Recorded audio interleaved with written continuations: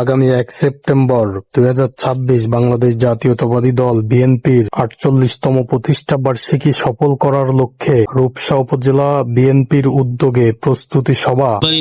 রূপসা উপজেলা বিএনপি অঙ্গ সংগঠন সব কিন্তু খুলনা।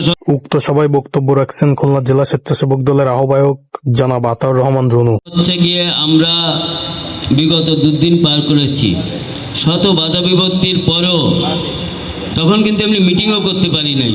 এই যে এইখানে যে কয়জন আছি মিটিংও করতে পারি নাই। রূপসা উপজেলা বিএনপি অঙ্গ সংগঠন সব কিন্তু খুলনা শহরে বড় বড় মিছিল করেছে। এখন হচ্ছে কি একটা সুসময়, এই যে কিছু নেতাকর্মী, আমরা কয়েকজন নেতাকর্মী মিটিং করছি। আমি মনে করি আপনারা যে দাবিটা করেছেন অঙ্গ সংগঠনের প্রধান হিসেবে, আগের পরিবেশ পরিস্থিতি কিন্তু ছিল একরকম, এখনকার পরিবেশ পরিস্থিতি একরকম। আমরা এখন সরকারে, রূপসা থানা আমাদের নিজেদের এলাকা। রূপসা থানায় আব্দুল বারী হেলালের জন্ম, খুলনা জেলা সবচেয়ে বড় বড় নেতাদের জন্ম, সদস্য সচিবের জন্ম, বড় বড় নেতা সব এখানে জন্ম। আমি মনে করি এখানে কোনো বিভেদ নেই।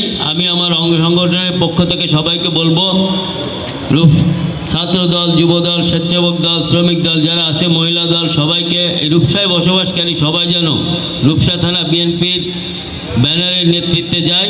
প্রয়োজন হলে রূপসা উপজেলা স্বেচ্ছাসেবক দল ওই ব্যানারের পিছনে থাকবে, ছাত্র দল ব্যানারের পিছনে থাকবে, আর সাজসজ্জা যুব দল থাকবে।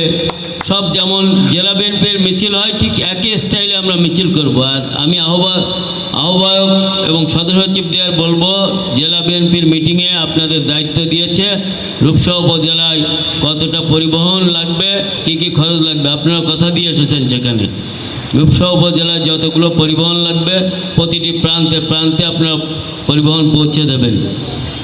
আর সাজসজ্জার বিষয়টি একটু খেয়াল রাখবেন। রূপসা উপজেলা